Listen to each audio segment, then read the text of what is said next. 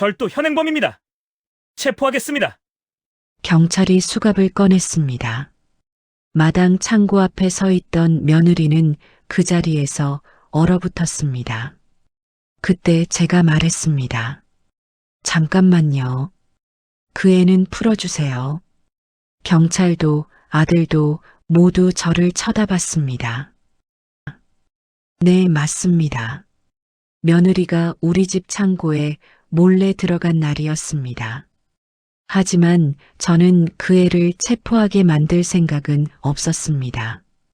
사실 이 모든 일은 제가 이미 예상하고 있었거든요. 그리고 이 일의 시작은 제가 항상 들고 다니던 낡은 창고 열쇠 하나였습니다. 저는 지금 마당이 있는 단독주택에 혼자 살고 있습니다. 남편은 10년 전에 먼저 세상을 떠났습니다. 50대 후반이었어요. 갑자기였습니다. 전날까지 밥 먹고 텔레비전 보고 아무렇지 않게 잠자리에 들었는데 다음 날 아침에 일어나질 못했습니다. 그 일이 있고 나서 저는 한동안 아무것도 할 수가 없었습니다. 밥도 잘 못 먹고 잠도 잘 못 자고 그냥 방 안에 앉아서 멍하니 있는 날이 많았습니다.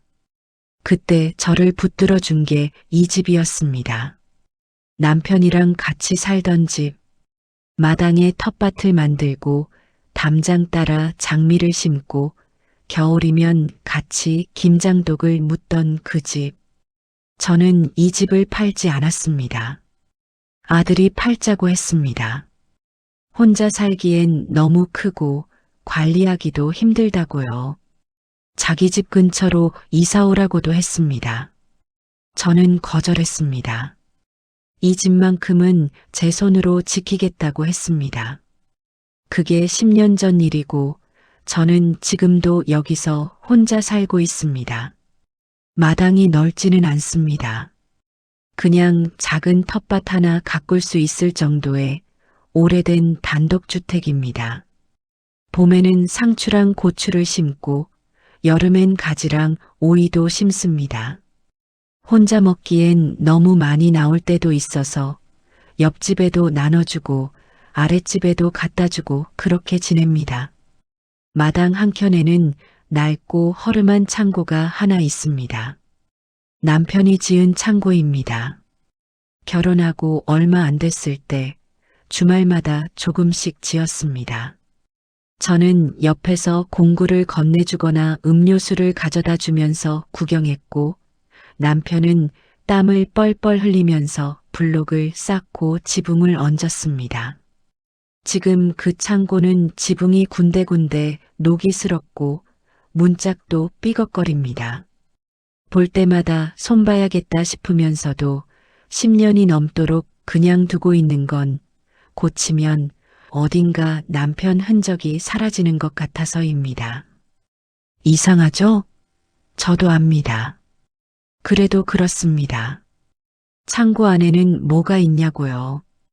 별것 없습니다.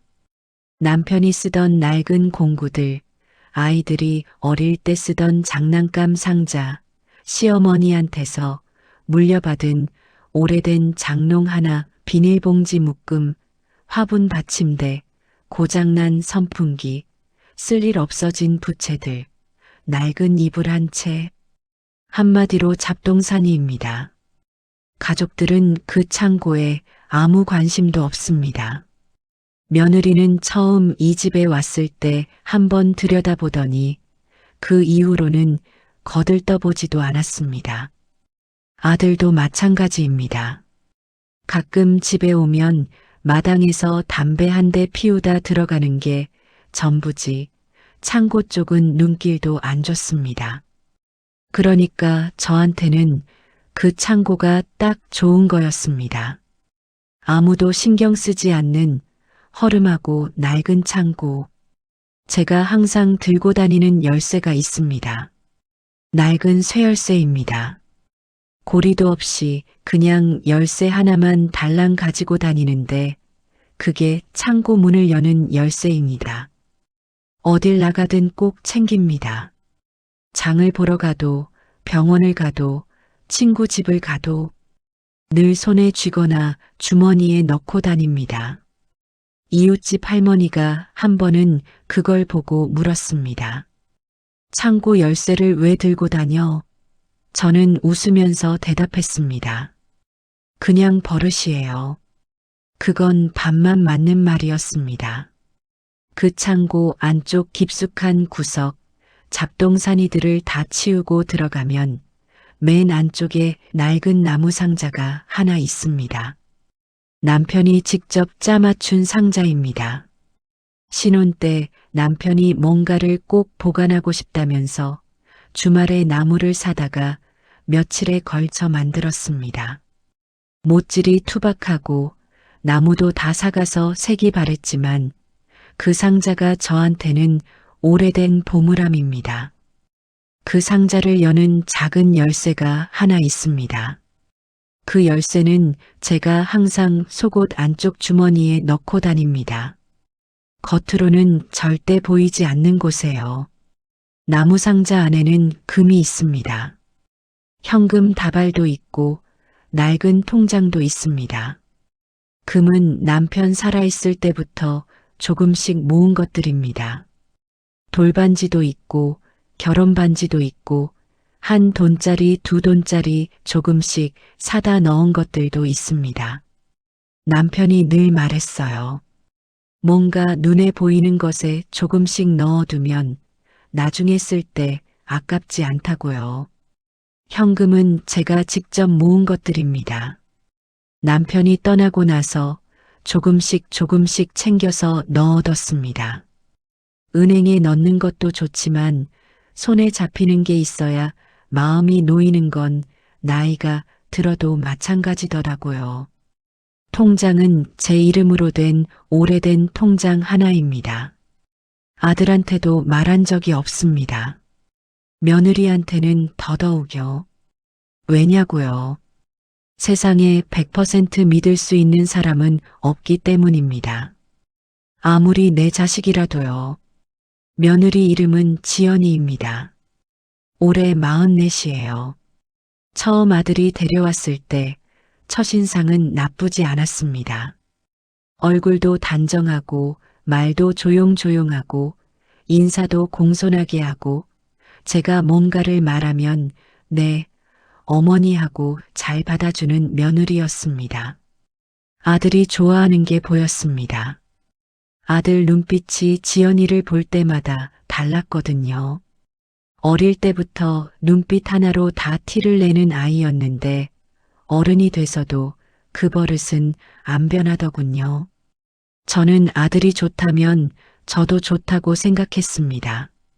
아들 살 인생이니까요. 그래서 결혼도 순조롭게 했고 처음 몇 년은 정말 별 문제 없이 지냈습니다.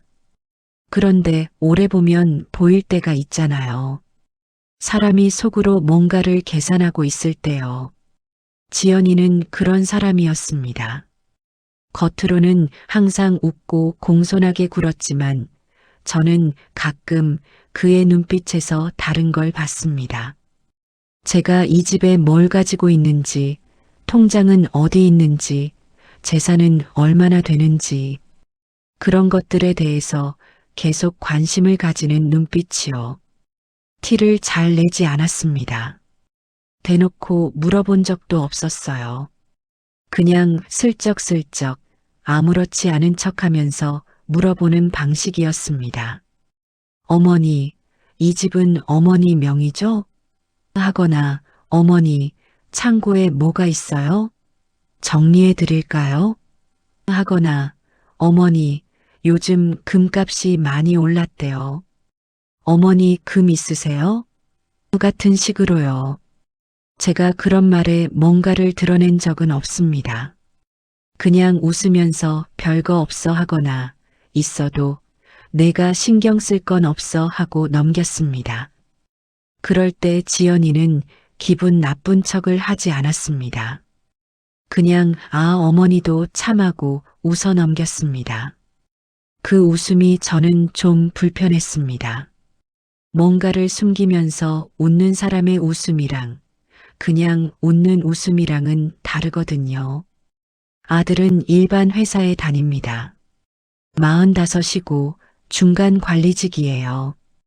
월급이 아주 많은 건 아니지만 그렇다고 모자란 것도 없는 평범한 직장인입니다. 지연이도 예전에는 직장을 다녔는데 민준이가 태어나고 나서 그만뒀습니다. 아이를 키우면서 재취업할 기회를 몇 번 받지만 결국 계속 집에 있었습니다. 그게 나쁜 건 아닙니다. 저도 그 시절에는 일 대신 아이들을 택했으니까요. 다만 지연이는 집에 있으면서 뭔가 따로 일을 하고 싶어 했습니다. 그게 느껴졌거든요. 뭔가 돈을 벌고 싶다는 욕구가 있었어요.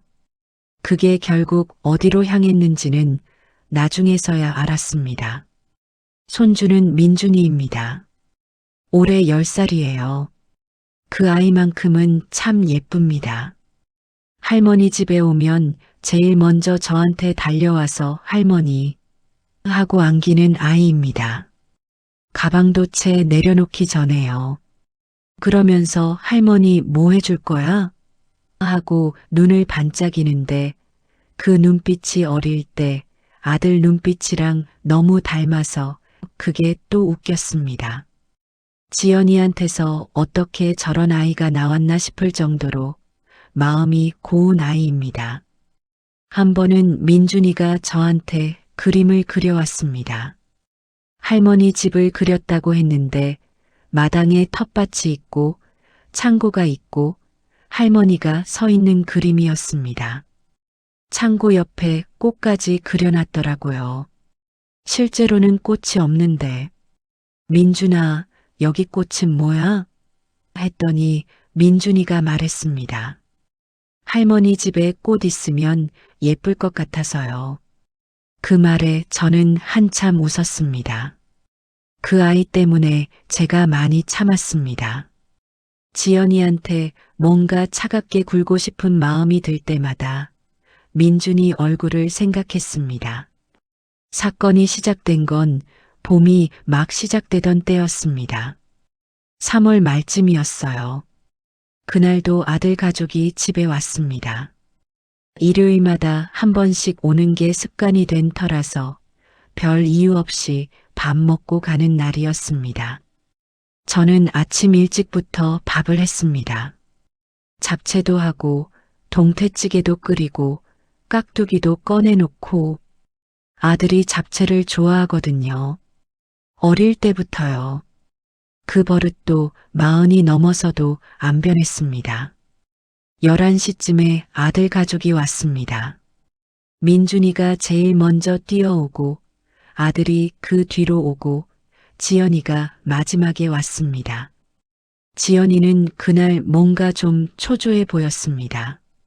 표정이 살짝 굳어 있었고 억지로 웃는 것 같은 느낌이 있었습니다. 저는 그냥 피곤한가 보다 했습니다. 사람이 다 이유 없이 피곤할 때도 있으니까요. 밥을 먹고 나서 아들은 거실 소파에 앉아서 텔레비전을 봤습니다. 민준이는 마당으로 나가서 공을 찼고요. 지연이는 부엌에서 설거지를 하겠다고 했습니다. 저는 그냥 놔둬. 내가 할게 했는데 지연이가 제가 할게요. 어머니 쉬세요 하면서 들어갔습니다. 저는 그냥 텃밭을 정리하러 마당으로 나갔습니다. 봄이 되면 텃밭을 좀 갈아줘야 합니다. 겨우내 굳어있던 땅을 좀 부드럽게 해줘야 씨앗이 잘 자라거든요. 저는 호미를 들고 텃밭 한쪽을 파기 시작했습니다. 그러다가 화분 받침대가 필요했습니다. 창고 안에 있거든요. 날이 풀리면 집 안에 있던 화분들을 마당으로 내놓는데 그때 받침대가 있어야 바닥이 젖지 않으니까요. 창고로 갔습니다.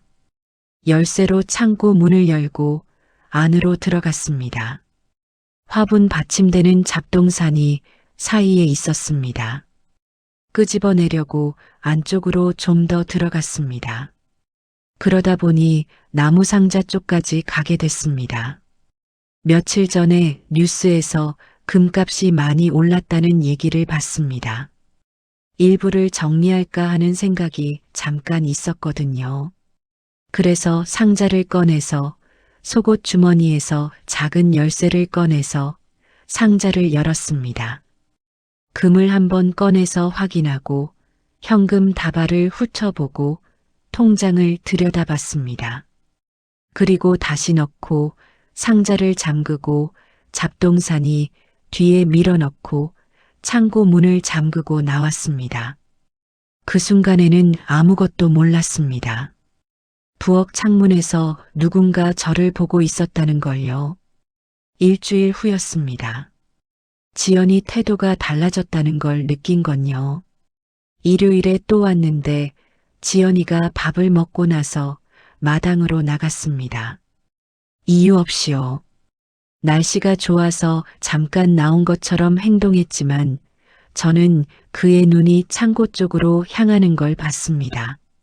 한 번, 두 번, 아무렇지 않은 척하면서 슬쩍슬쩍 보는 거였습니다. 저는 안에서 차를 마시면서 그 모습을 봤습니다. 유리문 너머로요. 그 순간 마음이 조금 무거워졌습니다. 봤구나. 그 생각이 먼저 들었습니다. 그 이후로 지연이가 이상한 짓을 또 했습니다. 어느 일요일에 제가 외출 준비를 하고 있었는데 지연이가 평소보다 더 신경을 쓰더라고요. 어머니, 어디 나가세요? 응, 동네 잠깐. 오래 걸려요? 글쎄, 한두 시간? 그랬더니 지연이가 아무렇지 않은 척 네 하고는 눈빛이 달라졌습니다. 저는 눈치를 챘습니다. 그날 저는 일부러 창고 열쇠를 탁자 위에 올려두고 나갔습니다. 속옷 주머니 안에 작은 열쇠는 당연히 들고요. 창고 문을 열 수 있는 열쇠만 두고 간 겁니다. 그 안에 있는 상자를 열 수 없는 열쇠만요.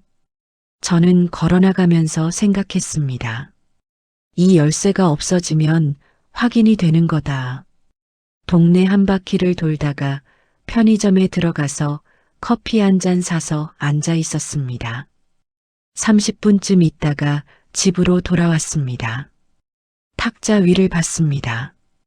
열쇠가 없었습니다. 저는 잠시 서 있었습니다. 방 안에서 텔레비전 소리가 났습니다. 아들이 채널을 돌리는 소리였습니다. 부엌에서 지연이가 뭔가를 정리하는 소리도 났습니다. 저는 아무 말도 하지 않았습니다. 그냥 방으로 들어갔습니다. 그날 밤 잠이 잘 안 왔습니다. 저는 그날부터 두 가지를 동시에 했습니다. 하나는 지연이에 대해서 더 알아보는 것이고 하나는 창고를 준비하는 것이었습니다. 지연이에 대해서 알아본다는 건 사실 직접 뭘 캐낸 게 아닙니다. 아는 분이 있거든요.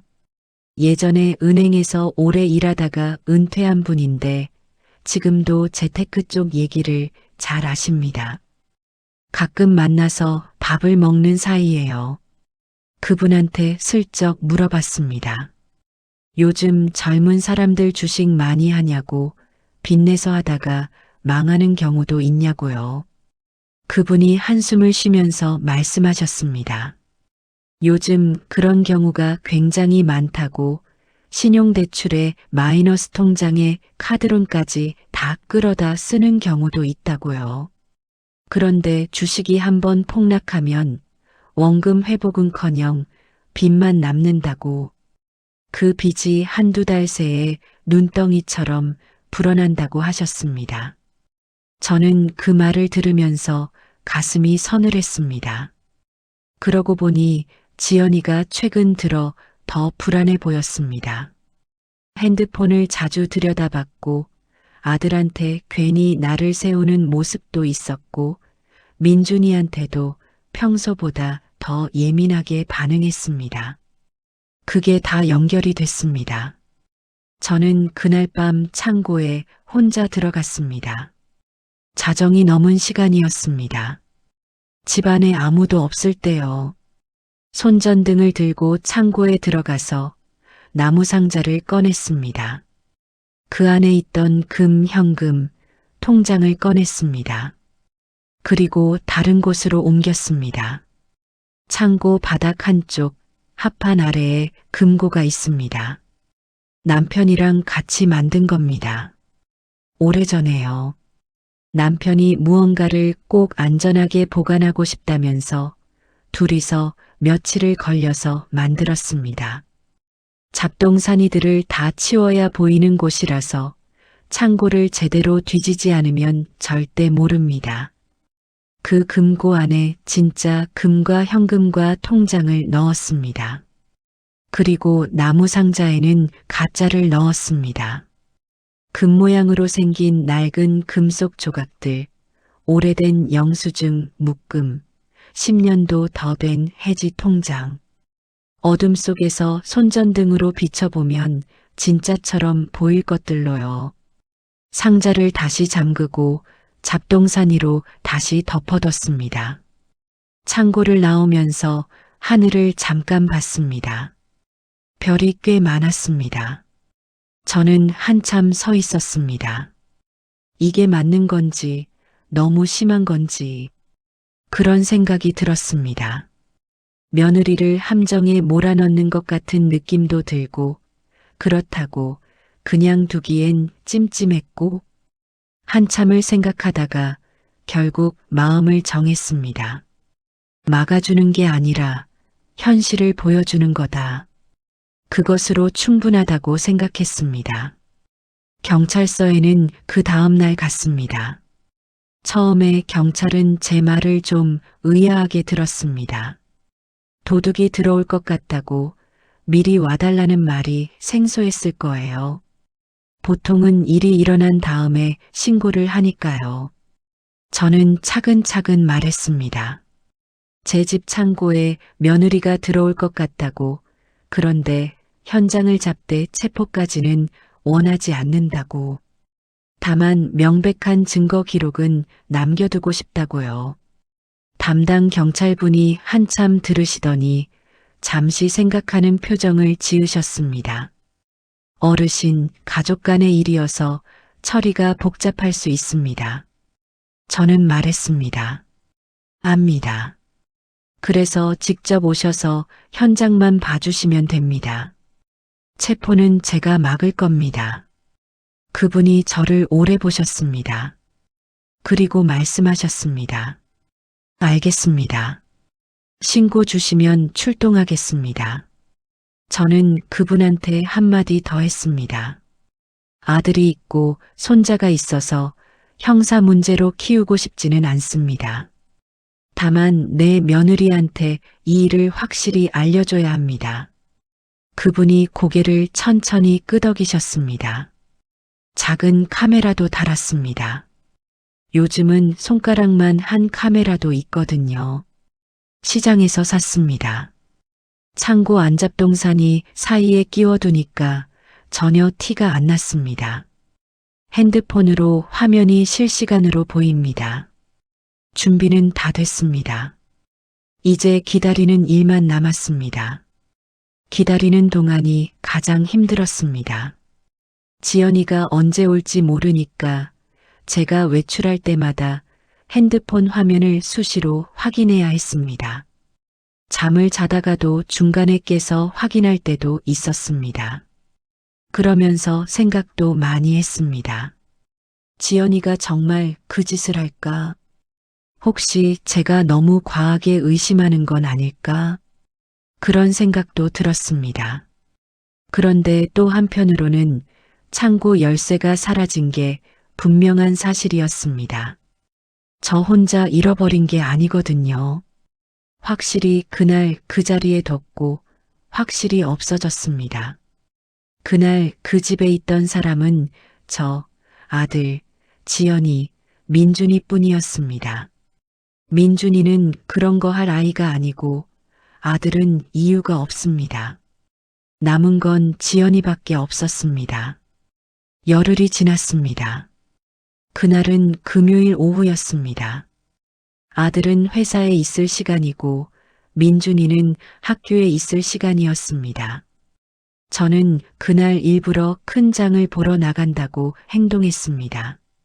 시장 쪽 방향으로 걸어 나갔고 골목을 돌면서 뒤를 한번 봤습니다.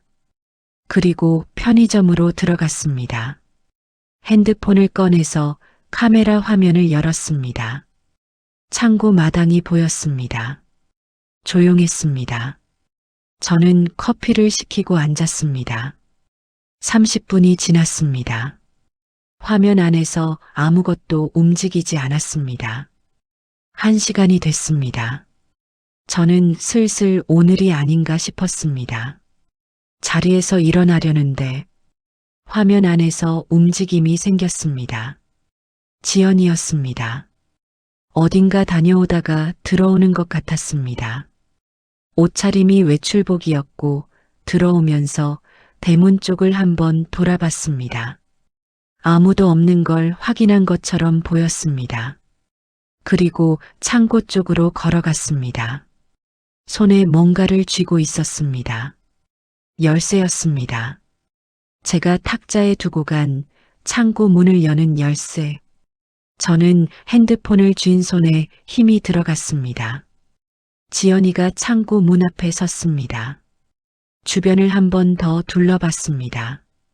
그리고 열쇠를 자물쇠에 꽂았습니다. 문이 열렸습니다. 지연이가 안으로 들어갔습니다. 저는 그 순간 경찰에 전화를 했습니다. 지금입니다. 뛰다시피 걸었습니다. 나이가 있어서 실제로 뛰지는 못했지만 최대한 빠르게 걸었습니다. 골목길이 멀게 느껴졌습니다. 경찰차가 저보다 먼저 골목 어귀에 있었습니다. 미리 근처에 대기하고 있었던 거예요. 경찰분이 저를 보더니 고개를 끄덕였습니다. 저는 숨을 한번 고르고 같이 마당으로 들어갔습니다. 창고 안에서 소리가 났습니다. 잡동사니를 치우는 소리, 뭔가를 끌어당기는 소리, 숨을 고르는 소리. 저는 창고 문 앞에 서서 경찰분을 봤습니다.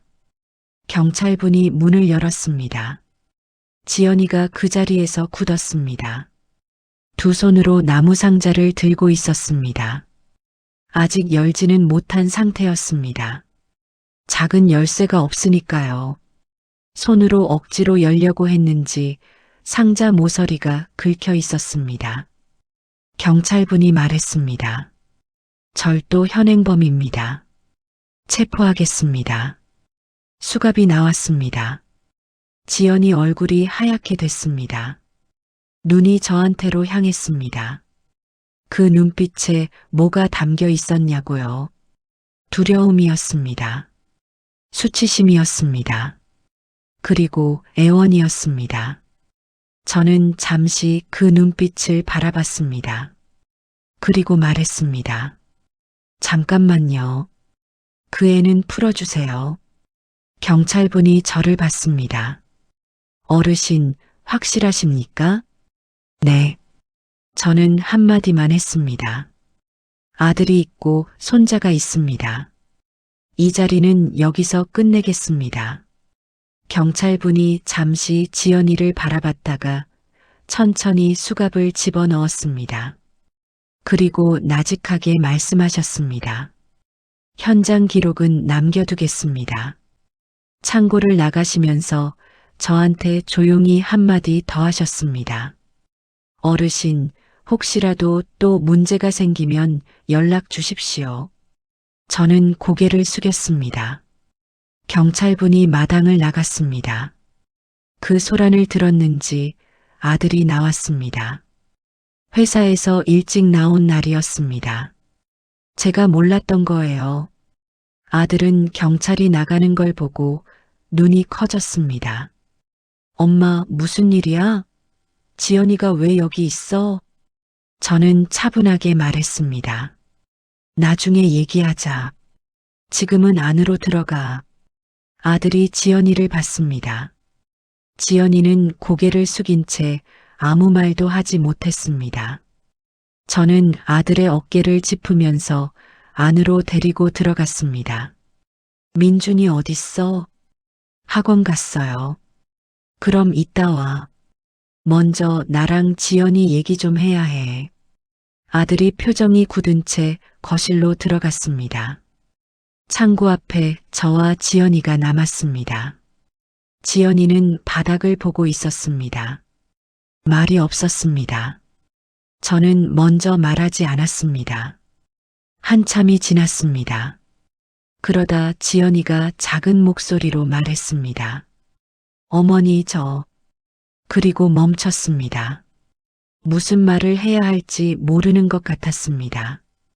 저는 창고 쪽으로 눈을 돌렸다가 다시 지연이를 봤습니다. 상자 열어줄게. 창고 안으로 들어갔습니다. 지연이도 따라 들어왔습니다. 저는 속옷 주머니에서 작은 열쇠를 꺼냈습니다. 잡동사니를 치우고 안쪽으로 들어가서 나무 상자를 꺼냈습니다. 지연이가 숨을 참는 게 느껴졌습니다. 저는 열쇠를 꽂아서 상자를 열었습니다. 지연이가 눈을 크게 뜨고 상자 안을 들여다봤습니다. 그리고 멈췄습니다. 한 박자, 두 박자. 지연이 표정이 조금씩 변했습니다. 금인 줄 알았던 건 오래된 금속 조각이었습니다. 현금 다발인 줄 알았던 건 영수증 묶음이었습니다. 통장은 해지된 지 10년도 더 된 낡은 통장이었습니다. 지연이가 저를 봤습니다. 저는 아무 말도 하지 않았습니다. 그냥 그 얼굴을 가만히 바라봤습니다. 지연이 눈에서 눈물이 떨어졌습니다. 저는 그 자리에서 몸을 굽혔습니다. 창고 바닥 쪽 잡동사니를 한쪽으로 밀었습니다. 합판을 드러냈습니다. 그 아래에 금고가 있었습니다. 지연이가 그걸 보고 숨을 멈추는 게 느껴졌습니다. 저는 번호를 눌러서 금고를 열었습니다. 안에 있는 것들을 꺼내서 잠깐 보여줬습니다. 땅 문서, 통장, 금. 진짜로요. 지연이가 그걸 보면서 굳어 있었습니다. 저는 천천히 금고를 다시 닫았습니다.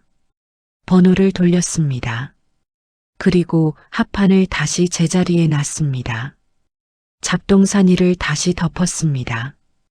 일어서면서 무릎이 좀 삐걱거렸습니다. 나이 든 몸이라 어쩔 수 없더라고요. 지연이가 손을 내밀었습니다. 도와주려고요. 저는 그 손을 잠깐 보다가 잡았습니다. 창고 안이 한동안 조용했습니다. 지연이는 계속 울고 있었습니다.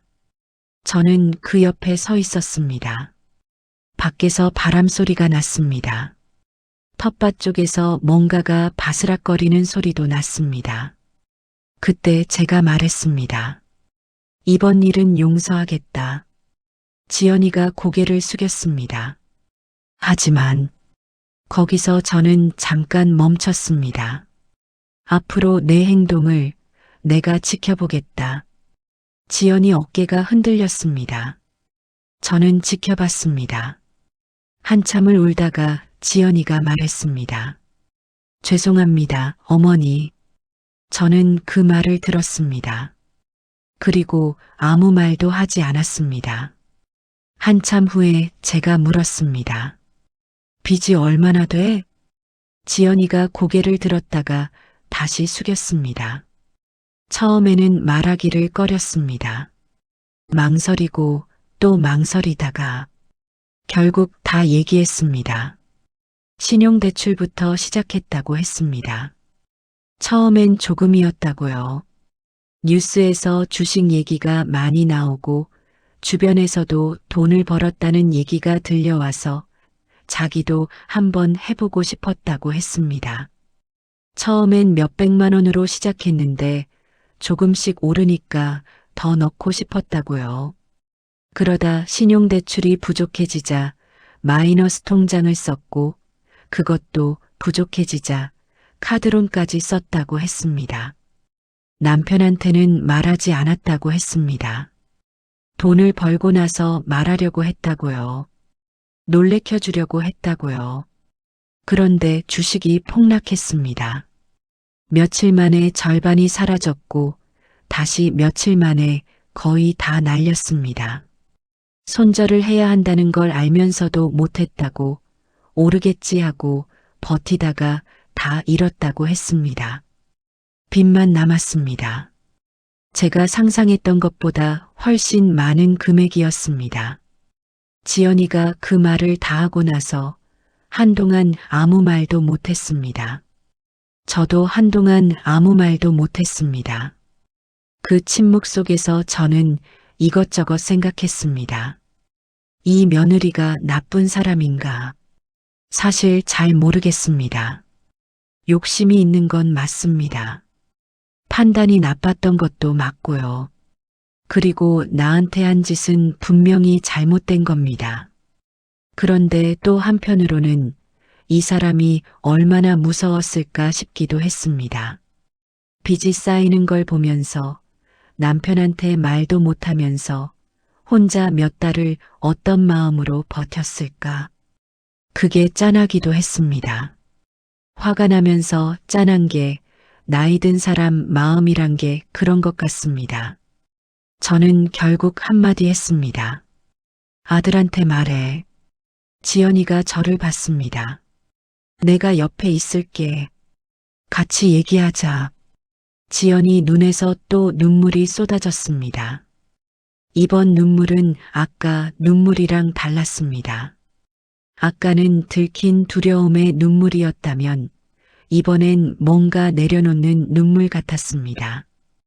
오래 혼자 짊어지고 있던 것을 내려놓는 사람의 얼굴이었습니다. 저는 그걸 보면서 한숨을 하나 쉬었습니다. 거실로 들어갔습니다.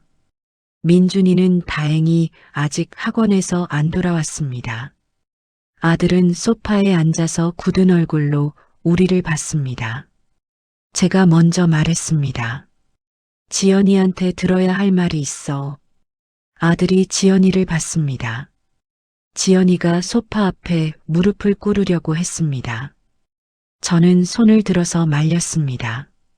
그러지 말고 앉아. 지연이가 소파 한쪽에 앉았습니다.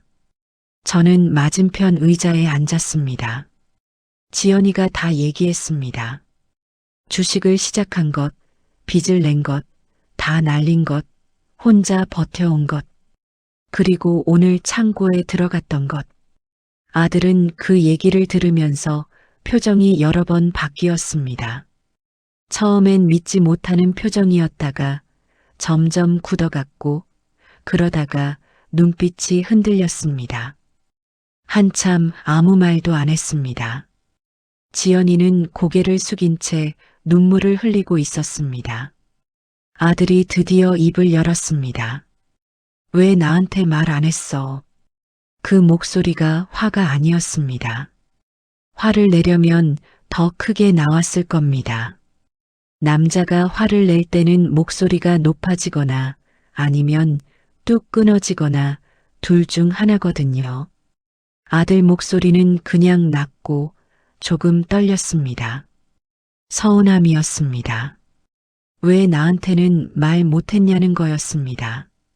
지연이가 고개를 더 숙이면서 말했습니다. 무서웠어요. 당신이 저를 어떻게 볼지. 아들이 천장을 잠깐 봤습니다. 그리고 다시 지연이를 봤습니다. 그래서 엄마 집 창고에 들어갔어? 지연이가 대답을 못했습니다. 아들이 저를 봤습니다. 저는 아들한테 고개를 끄덕였습니다. 말없이 그냥 그렇게 했습니다. 아들이 한참 후에 지연이 손을 잡았습니다. 아무 말 없이요. 그 순간 저는 거실에서 살짝 자리를 피했습니다. 부엌으로 들어가서 물을 한 잔 따라 마셨습니다. 창밖으로 마당이 보였습니다. 텃밭에 흙이 아직 뒤집어져 있었습니다. 오늘 화분 받침대 꺼내러 갔다가 이 일이 벌어진 거라 텃밭 정리를 못했습니다. 저는 그걸 보면서 웃음이 나왔습니다. 이상하죠. 그 순간에 텃밭 걱정을 했으니까요. 한참 후에 민준이가 학원에서 돌아왔습니다. 가방을 들고 뛰어들어오면서 할머니 하고 달려왔습니다. 저는 그 아이를 꼭 안아줬습니다. 민준이가 조금 의아한지 할머니 왜요? 하면서 올려다 봤습니다. 저는 웃었습니다. 그냥 저녁밥은 다 같이 먹었습니다. 민준이는 아무것도 모르고 밥을 잘 먹었습니다. 오늘 학원에서 친구가 자기 지우개를 써서 화났다는 얘기를 한참 했습니다. 저는 그 얘기를 들으면서 밥을 먹었습니다. 아들은 말이 없었지만 밥은 먹었습니다. 지연이는 눈이 조금 부어 있었지만 민준이 앞에서는 아무렇지 않은 척 잘 웃었습니다. 아들 가족이 집에 간 뒤 저는 혼자 마당에 나왔습니다. 밤바람이 좀 있었습니다. 서늘했지만 싫지 않았습니다. 창고 쪽을 한번 봤습니다. 문이 잘 잠겨 있었습니다. 저는 주머니에서 열쇠를 꺼냈습니다. 창고 열쇠요. 그 낡은 쇠열쇠. 잠깐 그걸 손에 쥐고 있었습니다. 이 열쇠 하나로 이렇게 많은 일이 생겼구나 싶었습니다. 다시 주머니에 넣었습니다. 며느리 빚 문제는 이후로 아들이 직접 나서서 정리했습니다. 얼마나 오래 걸렸는지는 제가 자세히 모릅니다. 아들이 저한테 다 얘기하지는 않았거든요. 다만 어느 날 아들이 저한테 전화해서 조용히 말했습니다. 엄마, 다 정리했어. 힘들었어? 괜찮아요. 저는 더 묻지 않았습니다. 어른은 다 됐다고 하면 다 된 겁니다. 지연이가 달라졌냐고요? 달라졌습니다. 눈에 띄게요. 말이 줄었습니다. 예전에는 뭔가 끊임없이 말을 하던 편이었는데 지금은 꼭 필요한 말만 합니다. 대신 행동이 늘었습니다. 제가 허리가 좀 아프다고 했더니 다음 주에 올 때 파스를 한 박스 사왔습니다. 아무 말 없이요. 그냥 탁자 위에 올려두고 어머니 쓰세요 하고 부엌으로 들어갔습니다. 봄에 텃밭 정리할 때 도와드릴까요 하더니 제가 그래 했더니 장갑을 끼고 옆에서 같이 쪼그리고 앉았습니다. 흙일이 손에 안 익어서 서투르긴 했지만 도망가지는 않았습니다. 명절에 오면 예전보다 더 일찍 왔습니다. 예전에는 딱 맞춰서 오거나 조금 늦게 왔는데 이제는 1시간씩 일찍 와서 제가 시키지 않은 것들도 찾아서 합니다. 그게 죄책감인지 아니면 진심인지는 아직도 잘 모르겠습니다. 시간이 좀 더 지나봐야 알 것 같습니다. 가끔 지연이를 보면서 이런 생각을 합니다. 이 사람이 그날 창고에 들어가지 않았다면 우리는 계속 그냥 모른 척하면서 살았겠구나. 저는 지연이 속을 알면서 지연이는 제 속을 모르면서 그냥 겉으로만 잘 지내는 척 살았겠구나. 그게 더 나았을지 지금이 더 나은지는 솔직히 모르겠습니다. 다만 한 가지는 압니다. 지금은 뭔가 더 솔직해진 것 같다는 거요. 이상하게 들릴 수도 있는데 그게 제 느낌입니다. 제가 이 얘기를 왜 하냐고요. 며느리를 욕하려는 게 아닙니다. 사람이 막다른 곳에 몰리면 평소에는 절대 안 할 짓을 합니다. 그건 지연이도 저도 여기 이 얘기를 듣고 계신 분들도 마찬가지일 거예요. 다만 그 막다른 곳에서 어느 방향으로 가느냐가 다른 겁니다. 지연이는 나쁜 방향으로 갔습니다. 그건 맞습니다. 그런데 저는 그 애를 벌주는 것보다 그 애가 스스로 돌아서는 걸 지켜보는 게 더 낫겠다 싶었습니다. 제가 경찰을 부른 건 벌주려는 게 아니었습니다. 눈앞에 보여주려는 거였습니다. 내가 지금 뭘 하고 있는지를요. 사람 욕심은 숨겨지지 않습니다. 아무리 감춰도 언젠가는 어딘가에서 튀어나옵니다. 부엌 창문 너머로 탁자 위에 올려둔 열쇠 하나로 창고 안나무 상자를 손으로 뜯어내려는 손끝으로. 그래서 저는 며느리를 벌주지 않았습니다. 대신 앞으로 평생 저를 어떻게 대하는지 지켜보기로 했습니다. 그게 제가 할 수 있는 가장 긴 벌이고 가장 긴 기회입니다. 어느 쪽이 될지는 지연이가 결정할 겁니다. 저는 그냥 지켜볼 겁니다. 이번 봄에도 텃밭에 상추를 심었습니다. 민준이가 와서 옆에 쭈그리고 앉아 같이 씨앗을 심었습니다. 작은 손으로 흙을 파면서 씨앗을 하나씩 넣었습니다. 다 심고 나서 민준이가 물었습니다. 할머니, 이거 언제 커요? 저는 웃으면서 말했습니다. 기다리면 커.